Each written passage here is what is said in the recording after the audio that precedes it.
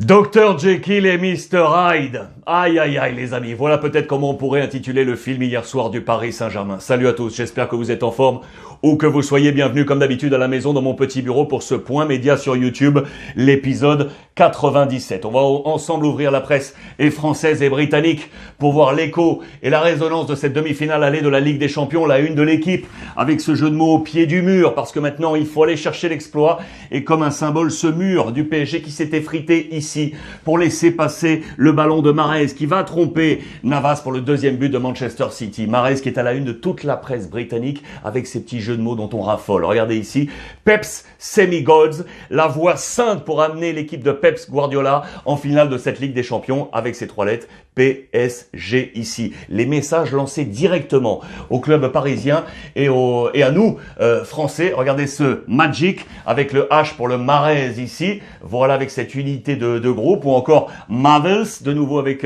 ici ce H qui remplace le R de Marvels qui signifie merveille, prodige, toujours ces petits jeux de mots avec le visage de Riyad Mahrez ou encore ici avec The Mind the Gap, attention à la faille, le petit message pour le trou une nouvelle fois dans le mur, le magnifique en français dans le texte envoyé par les copains de toute cette presse ou encore avec le Daily Express. Regardez, rallye les bleus, allez les bleus. Et ce jeu de mots, vous savez, faire un rallye en famille, c'est se regrouper pour l'unité de famille et ce symbole et cette photo ici ou encore les sacrés bleus ou pour les Blue, les Citizens de Manchester City. Que de jeux de mots avec des visages forts. Pep Guardiola a réussi son pari. Regardez, même la presse espagnole est allée uniquement sur ce match. On n'a pas parlé du Barça ou encore du Real Madrid sur la presse nationale avec du Marca et du AS.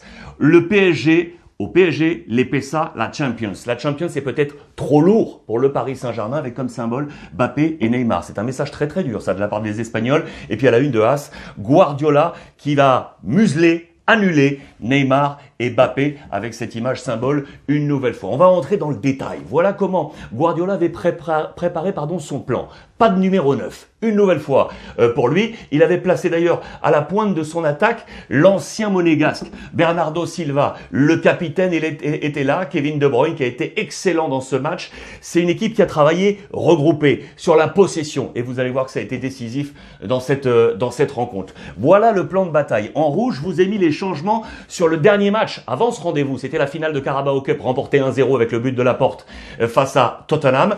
4 hommes qui sont venus s'installer dans ce 11 de départ. Les autres étaient déjà là. Voici cette ligne d'attaque, vous l'aurez compris, sans véritable numéro 9. Et ça a fonctionné. Côté Paris Saint-Germain, les informations de ce 11 étaient multiples. La première, elle est ici. Becker avait été choisi sur le côté gauche à la place de Diallo pour porter la défense du PSG. La deuxième, c'est la position de Verratti. Et la troisième, c'est la présence titulaire du capitaine Marquinhos, qui a été bon, heureusement pour Paris, pour consolider derrière. C'est les trois informations fortes. Voici le 11 ainsi lancé par Pochettino. Il y avait une incertitude ici à gauche. On pensait que Diallo allait être titulaire. La petite surprise avec Becker. Le poste donc de Verratti, positionné comme ça un cran plus haut, un poil sur le côté gauche en tant que meneur de jeu. Là aussi en rouge, je vous ai mis les changements par rapport au dernier match. C'était la victoire face à Metz avec Marquis donc de retour, Gay associé à Paredes, du Di Maria et donc sur le flanc gauche ici puisque c'était Kurzawa qui avait été choisi pour le match face au Messins. On ouvre les pages intérieures du quotidien L'équipe avec des titres là aussi très forts.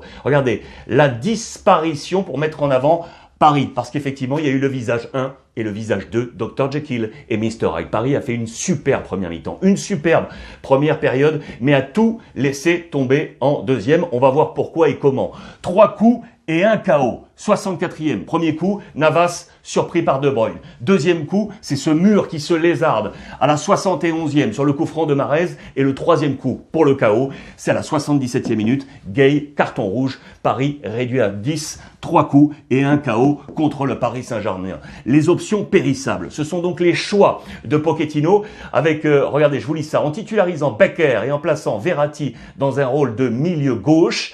Pochettino avait fait des choix forts qui, sur 90 minutes, n'ont pas tenu. On vient contester les choix de Pochettino et en tout cas sa réaction dans ce match versus le résultat de cette rencontre. Je vous ai mis d'ailleurs, regardez, c'est heatmap, la zone de chaleur, l'activité du Paris Saint-Germain, première et deuxième mi-temps. Regardez comment Paris était plein dans cette première période, haut positionné pour faire le jeu, pour prendre ce jeu à son compte. Regardez en deuxième mi-temps, Dr Jekyll et Mr Hyde. Regardez comment Paris descend, laissant le jeu à Manchester City. Paris était là, impossible d'aller chercher ici pour aller égaliser. C'est un symbole très fort, c'est très significatif de ce match de Paris dans les colonnes du Parisien aujourd'hui en France. Du rêve, la première mi-temps, au cauchemar. La deuxième, une nouvelle fois, avec De Bruyne et Marquinhos, les deux capitaines face à face. La déception, elle est ici. Déception, Mbappé, c'est une soirée à oublier. Vous allez le voir qu'il n'a pas eu une bonne note. Avec nos confrères de l'équipe, l'ami Kylian Mbappé, on parle même de soirée de frustration dans des registres variés pour les stars.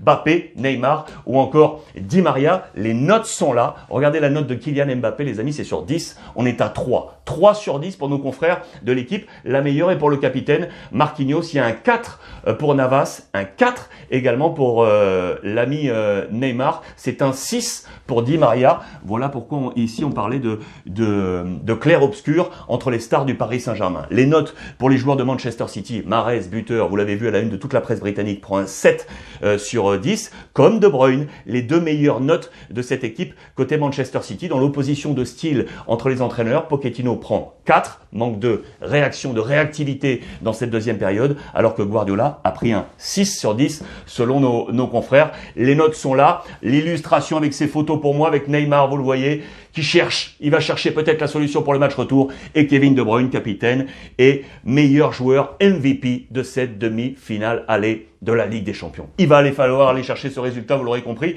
Pour le PSG, la une du Parisien pour terminer avec ce condamné à l'exploit avec Kylian Mbappé. Une nouvelle fois, c'est notre côté parisien où on met en avant, effectivement, parmi les stars, l'ami Di Maria qui aura survolé les autres selon nos confrères du Parisien. Aujourd'hui en France, on reparlera de tout ça, bien évidemment. Je vous donne rendez-vous ce week-end sur Twitch. Vous le savez, nouveau rendez-vous, 20h30, 22h30, 20h30, 22h30 en direct sur le stream Twitch pour parler de toute l'actualité ballon et on reviendra et samedi et dimanche sur le match du Paris Saint-Germain. Aujourd'hui, on joue également les demi-finales de la Ligue Europa, les amis. Là, il y a des gros matchs avec Manchester United face à l'AS Roma et Villarreal face à Arsenal. Les clubs anglais sont là de nouveau. Les pages intérieures de la Gazzetta dello Sport. Toute l'Italie est avec Rome, vous le savez, depuis un petit moment, parce que c'est le dernier club engagé dans ces compétitions européennes. On veut y croire à ce match pour les Romains. Côté Manchester, dans la Gazzetta, on nous met en avant les problèmes, vous le savez, des fans qui poussent les gros millionnaires propriétaires des clubs anglais à éventuellement sortir de leurs acquisitions, et notamment les frères Glazer du côté de Manchester United. Le plan de bataille probable. Côté United avec Pogba qui est ici, avec Edinson Cavani, vous le voyez avec du Rashford, McTominay, Bruno Fernandes, Fred, Shaw, Maguire, Lindelof, Wan-Bissaka et Henderson. Côté AS Roma, il y a du Lopez dans les buts. Défense à 3 avec Smalling, Cristante, Ibanez, Diawara, Verretou qui est ici, Spinazzola, Cardoche côté droit, Pellegrini, Mkhitaryan et Dzeko à la pointe de l'attaque match ce soir. La deuxième rencontre, elle est aussi ultra attendue. Villarreal face à Arsenal. C'est le match pour Unai Emery, l'ancien d'Arsenal qui avait été débarqué. Vous le savez, il avait atteint la finale avec les Gunners en 2019, perdu face à Chelsea. Face à lui, il aura Mikel Arteta. On a en tête du côté de Villarreal ce grand match justement face à Arsenal. C'était en 2006 où Riquelme à la dernière minute avait manqué un penalty qui aurait permis à Villarreal d'éliminer Arsenal. On aura ça en tête. Le plan de bataille est ici. Je voulais là aussi grossi. Côté Villarreal, à noter Capoue qui est ici avec cette attaque à 3. Chukwueze, Gérard Moreno, l'un des meilleurs buteurs du championnat espagnol, et Paco Alcácer pour l'expérience. Derrière, à noter Pau Torres, international espagnol qui va tenir la baraque avec l'expérience de Dani Parejo, l'ancien de Valence. Côté Arsenal, on est là avec Leno Holding, Marie, Tierney, Bellerin, vous le savez, qui serait sur les tablettes également du Paris Saint-Germain, Thomas Partey, Ceballos, Pepe, Nicolas Pepe, Saka, Odegaard et Pierre-Emerick Aubameyang, capitaine de cette formation de Arsenal. Si on reste sur la formation italienne, d'ailleurs, je vous ouvre les colonnes de la Gazzetta et de Tuttosport. Plusieurs informations. Regardez ici, le grabuge. Vous vous souvenez de l'affaire Luis Suarez, qui devait éventuellement signer du côté de la Juve et prendre un passeport italien. Il était parti du côté de Perugia, passer un exercice d'italien, et on nous avait parlé de fraude, comme quoi il aurait eu les questions et les interrogations sur l'italien avant d'aller à cet examen. On parlait de fraude et là c'est en train d'agiter la Juve, vous allez voir pourquoi.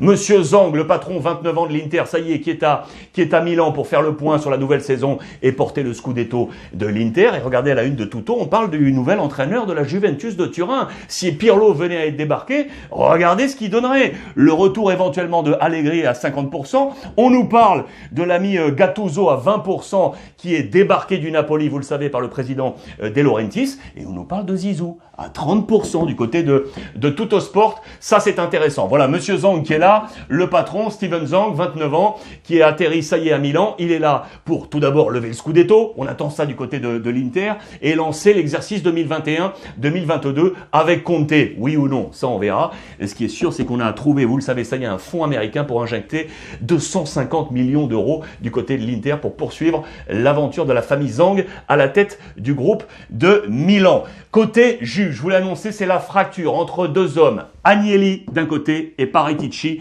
le directeur sportif de l'autre. 11 ans qu'il est au club, il avait succédé, vous le savez, à Marotta qui était parti ensuite du côté de l'Inter. Eh bien, il pourrait être débarqué, les amis. Il pourrait être débarqué en jeu. Là, il y a donc cette affaire Luis Suarez. Agnelli se dédouane complètement de ce qui s'est passé, cette histoire de fraude, en disant, moi, je n'étais au courant de rien. D'ailleurs, à noter, il le dit lui-même que Luis Suarez aurait envoyé un petit SMS à Pavel Nedved de l'encadrement de la Juve pour se proposer, pour venir à la Juve. On a orchestré derrière cette naturalisation, cette obtention éventuelle de passeport italien avec un examen de langue italienne. Visiblement, Luis Suarez n'arrivait pas à placer un mot en italien et on lui aurait donné les questions au préalable. C'est une affaire de fraude. C'est très sérieux et Agnelli se dédouane totalement de la direction sportive menée par Paratici. L'avenir de cet homme est en danger du côté de la Juve. Lui qui était à la manette pour l'arrivée de Cristiano Ronaldo ou encore de Ligt et de Chiesa. Ça pourrait être un vrai tournant dans la direction sportive de la Juve. Qui sera Mr. Champions? Qui sera l'entraîneur qui portera son équipe italienne en Ligue des Champions la saison prochaine? Ces 5 sont à la bataille pour les dernières places. Il y a du Gasperini avec l'Atalanta, du Gattuso avec le Napoli, du Pirlo du coup avec la Juve, du Pioli avec l'AC Milan ou encore de l'Inzaghi avec la Lazio. Tout va se jouer là dans ces dernières journées. J'adore ces scénarios parce que là on va se régaler. D'ailleurs, à noter au préalable, en marge de cette actualité sportive, l'actualité mercato côté AC Milan. On s'interroge des doutes sur Tomori. Est-ce qu'on le garde? Oui ou non? Le jeune défenseur central qui réussit pour moi depuis qu'il est arrivé au mercato d'hiver dernier, mais ce serait un coût à 28 millions d'euros prêté avec une option d'achat par Chelsea. Allons-nous, oui ou non, lever cette option du côté de l'AC Milan? C'est l'interrogation mercato. On file maintenant en Espagne, les amis. Là aussi, c'est la bataille pour le titre, vous le savez, mais c'est également la bataille pour la Ligue des Champions pour le Real Madrid avec ce match nul 1 but partout face à Chelsea. Le match retour est attendu la semaine prochaine et regardez, les vents sont contraires pour Zinedine Zidane. Attention à ne pas tout perdre et avoir une saison blanche pour Zizou. On veut y croire, il peut compter bien évidemment sur Karim Benzema, buteur dans ce match aller de Ligue des Champions, mais il y a une notion de miracle parce qu'on nous rappelle une nouvelle fois qu'il y a trop de dépendance. Il n'y a pas de second buteur côté Real Madrid. C'est une moyenne de but de 1,67 par match au Real Madrid. 1,67, c'est le plus mauvais registre offensif sur les 20 dernières années. 1,67 sur les 20 dernières années. Regardez ici, on nous a mis d'ailleurs, alors qu'on prépare des changements pour le match logiquement face à Osasuna pour garder des forces pour le match face à Chelsea, match retour. On nous a mis ici, je vous l'ai grossi également, l'importance des buteurs au sein des grands clubs européens. Karim Benzema est ici avec 28 buts, toutes compétitions confondues. Il y a un écart derrière, il n'y a pas de joueur à 10 buts. On est à 6 derrière avec Vinicius, Asensio, Casemiro. Modric et Ramos sont à 4. L'écart est bien trop grand alors que dans tous les autres clubs, il y a pas mal de joueurs qui sont au-dessus de 10, voire presque de 20. Regardez à Barcelone, Messi est à 33, mais Griezmann est à 18. Si je prends par exemple Liverpool, Salah est à 29, Mané est à 13. À Paris, Mbappé est à 37, mais derrière il y a du Keane à 16, du Neymar à 14 ou Icardi à 12. Là, il y a trop d'écart. C'est la Benzema dépendance du côté du Real Madrid. Ce soir, il y a match du coup en Espagne, les amis. Le Barça peut prendre la place de liderato, la place de leader. Match en retard pour le Barça à domicile face à Grenade. On veut aller chercher cette place de leader, passer devant le Real et l'Atlético, ça vaut, oui, ça vaut le leadership. Je vous ai mis là la notion de composition probable. Au préalable, je vous montre ça. On est en discussion, ça y est, entre la famille Messi et Laporta. Même si Lionel Messi avait demandé à son père, Georges, de ne pas entrer en discussion avant que le titre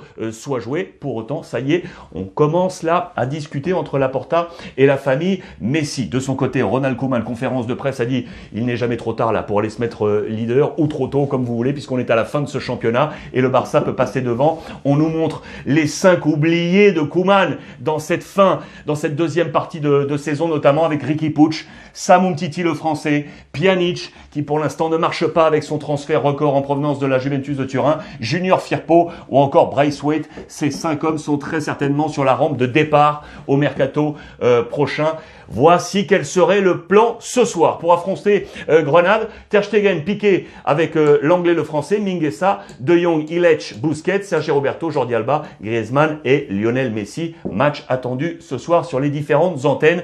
C'est la remontada du Barça pour remonter au classement de la Liga, pour peut-être passer leader sur les dernières années. Notez bien, en 93-94 par exemple, on a remonté 6 points. La fois précédente, en 92-93, Ronald Koeman était joueur pour finalement être champion. Sur les plus récents, ici, Luis Enrique, sélectionneur espagnol, alors joueur du Barça, pour une remontée de 9 points. C'est la plus grosse remontée. Et la dernière en date, 2014-2015, 4 points remontés pour être champion. Les remontadas du Barça, c'est le mot à la mode et c'est le mot sur lequel on va terminer cette revue de presse, parce que c'est bien une remontada qu'on va attendre du Paris Saint-Germain la semaine prochaine face à Pep Guardiola pour cette demi-finale retour de la Ligue des Champions. D'ailleurs, là aussi, je vais vous donner rendez-vous. Ce sera, oui, sur Twitch. On va refaire cette grande soirée live sur Ruiz Club avec toutes les équipes de First Team. Donc sur le stream Twitch, ça sera mardi prochain pour cette grande soirée de Ligue des Champions. Voilà les amis, on échange sur le hashtag Ruiz Club sur l'ensemble des réseaux sociaux. Merci une nouvelle fois de vous abonner